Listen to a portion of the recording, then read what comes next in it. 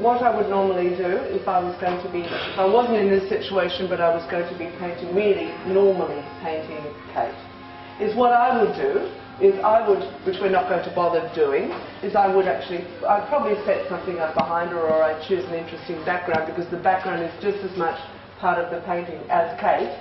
I would not paint Kate then think, what'll I shove behind her? It's all one and the same. It's like a jigsaw puzzle where all the bits are all equally important, so I would do that, but we won't worry about that, but that's what I would do. And then I would also think about the lighting. Now in my studio I actually do have some really good lights which I could put on the model, or I would turn off lights or put it by a window. Again, we won't worry about this, but I would arrange the light, because those two things are really important. I'm asking you to put a shawl on just because I thought it might be nice to show lots of colour. She's got lovely arms, but I'm thinking more colour, colour, colour. Maybe turn slightly more towards me.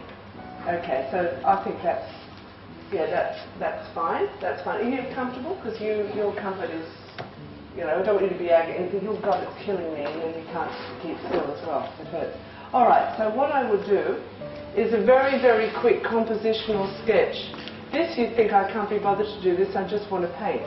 But actually, even though I'm going to race through it, it's incredibly important. I've got a canvas and it's a certain shape. So I'm going to design it for a certain shape. If I had a square canvas, I'd be designing something different. If I had a long skinny one, I'd be designing something different. Or I might come up with a design and then choose a canvas. But either way, you don't design something that's a beautiful design for something square and then try and shove it on something long and skinny. It's not going to work. So I'm thinking about the shape of what I've got. But let's say, just quickly, I can say, well, we could do, what bit am I going to do and where am I going to put it? This is the question you would ask yourself first. So you might say, slightly, you might say, I'm just going to do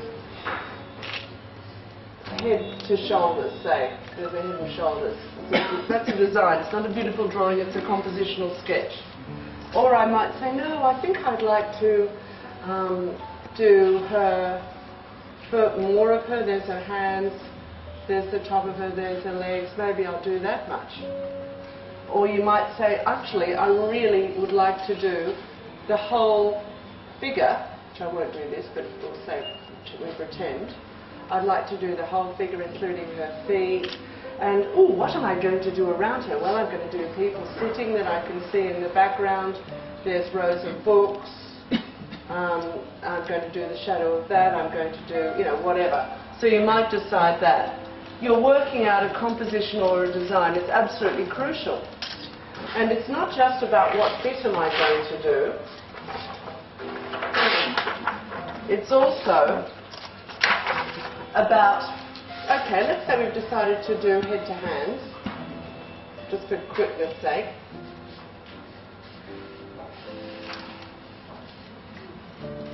There's a lot of, yeah, I'm just thinking of things to say, but we can't go into all of it when we've only got an hour, so we're just going to talk about a few fundamental things. Right, so that's her, sort of, right? So now we're going to say, there she is. We're now going to say, well, all right, well, where am I going to position her? Shall I have much space? Shall her head be at the top? Shall there be space above her head? Shall she be in the middle?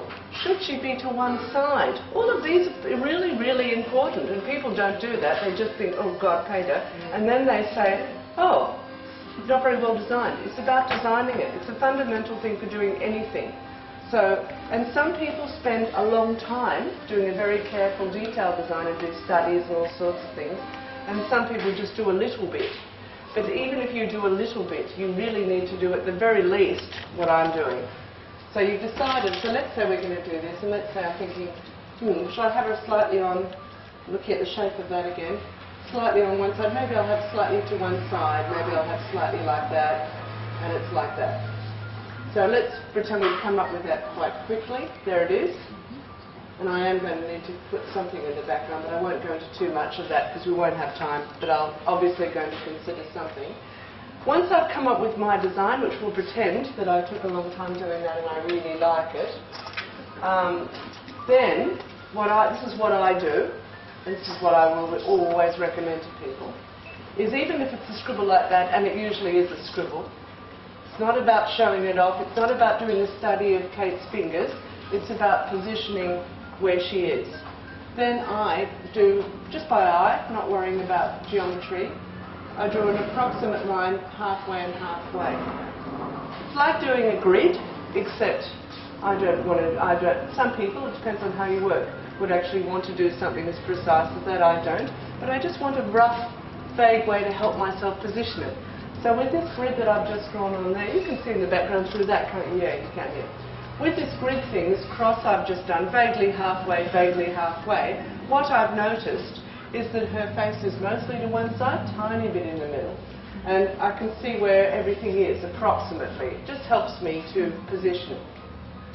So then, with that, the colours that I always tell people to buy is a warm yellow, which is, you know, you think, actually I shouldn't say, let's go back earlier than that, because I know some of you would know quite a bit about painting, and some of you probably don't know that much, you're just starting, right? So I'm assuming you have no idea, which is always better than assuming knowledge. So let's pretend you've got no idea at all, whether that's true or not. There is such thing as a warm blue, and there is such thing as a cool yellow, right? So that sounds It's weird, but that's what you call them. And if you imagine that if you were making a green with a lemon yellow, that's obviously like a lemon, or if you were making a green with a cadmium yellow, and a cadmium yellow is like that, it's like an egg yolk or something like that. Obviously, with those two colours, you're going to get quite a different green. So, and etc. with all the others. These two reds, they're, you know, as I look around the room, and as you look around the room, which is a lovely thing about painting, you start to notice things that other people don't. You look at different people's clothes, and they may be like, everybody who's got a red top or a blue top, but they're all very different colours. And of course, that's why it's good to have. So the base to what I recommend for a basic palette is a lemon yellow, a cadmium yellow, or the equivalent. They can have other names and different brands, but the equivalent. A cadmium red, which is this right one, and alizarin crimson, which of course is crimson. This is a cerulean blue. It could be a cobalt blue, similar sort of blue.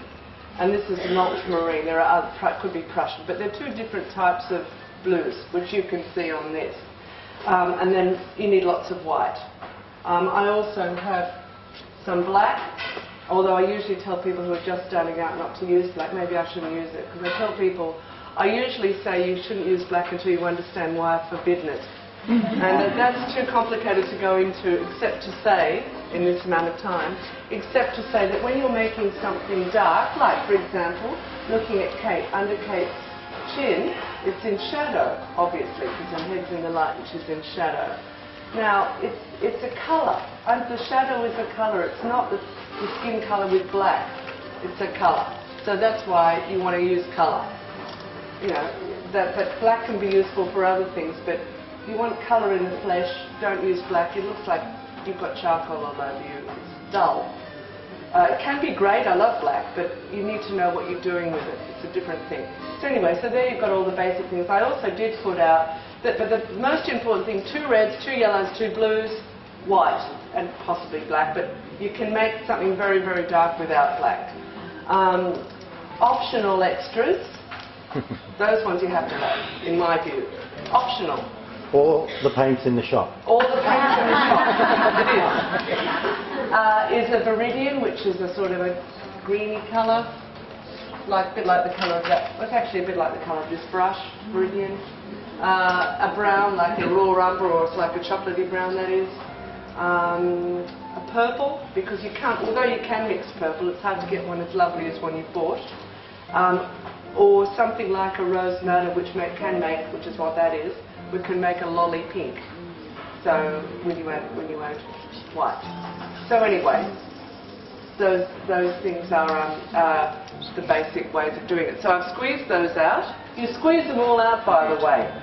Don't just use them because you're using these colours all the time. Right. So that's you need terps, or what's better, and is a sort of like using turpentine, is this stuff, which I do use, which is called odourless solvent. It's like terps. You can use terps, but it is more fumy and it really isn't so good for you. And people cynically thought odourless turps is probably as bad as turps, but it doesn't smell, so maybe it's worse. That's not true. It actually isn't as bad for you, and I do know that because I was reading this thing somewhere about it. So what you would use is you would use this, so terps substitute, and that's all I would be using if I was doing this. But if we were building up the painting over a longer time, then I would also use a bit of linseed oil. And I just use normal linseed oil, and it's also something that doesn't yellow. So you need to buy from an art shop rather than from the hardware store, because that goes yellow. It is yellow, the stuff that you drink.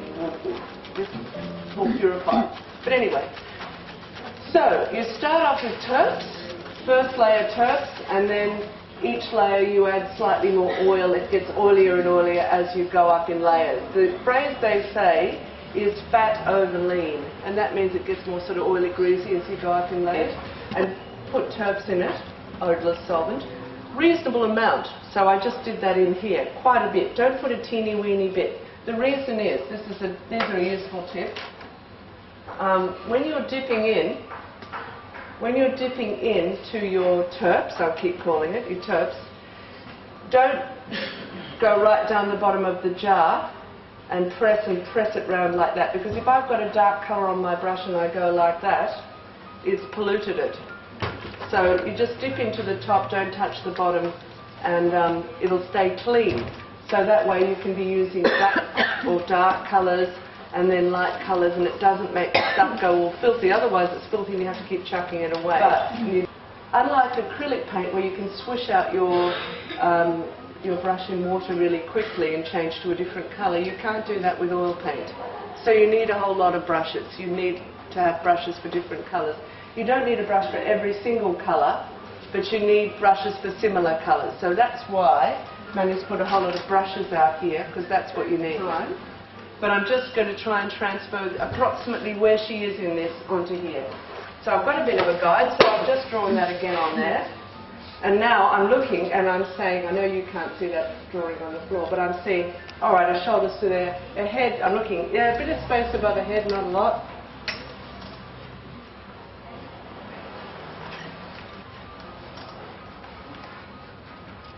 Hands are on this side, I've noticed, you know, things like that. I mean, it could be crucial when it's obviously not, because this is just a quick demonstration-y type painting, but that comes to a sort of there. Actually, can I ask you to turn slightly more towards me? Just a little step round more and more. Thanks.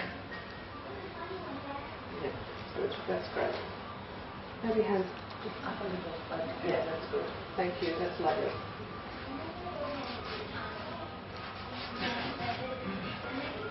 Alright, so I'm just lightly plotting. I'm not drawing. People, if I'm teaching a class at this stage, someone would say to me, how do you draw her hand, or how do you... You don't. We're not worrying about how you draw her fingers yet. If you wanted, you can end up with a very realistic picture if you want, but not now. First of all, we're just finding where things are. So we're drawing the whole thing on, approximately, and we're trying to just position where she is, where all bits of her are in relation to the rest of her. I might put that. Now I'm thinking, what am I going to shove in the background? Because normally I wouldn't do work like this, but we are. And I just saw that, so I'm going to put that in the background. That's a red fire hydrant, that's a bit, and there's purple behind. Because I don't want to go into too many complicated things. Take longer doing that and plan it out a bit more, but we got it. Now you stand back and you say, does that look right? Okay, vaguely right, vaguely, whatever. Now, I'm going to start blocking in broadly everything.